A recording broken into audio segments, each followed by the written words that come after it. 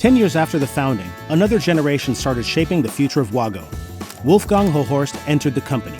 Being 26 years old and full of ideas, under his lead, WAGO became one of the first companies in the world to use polyamide instead of Duraplast for terminal block housings. Why was that a good idea? Let's ask someone who knows. Polyamid ist ein thermoplastischer Kunststoff. Das heißt, der Kunststoff ist wieder aufschmelzbar und kann daher in Spritzgussmaschinen zu komplexen Spritzgussformteilen verarbeitet werden.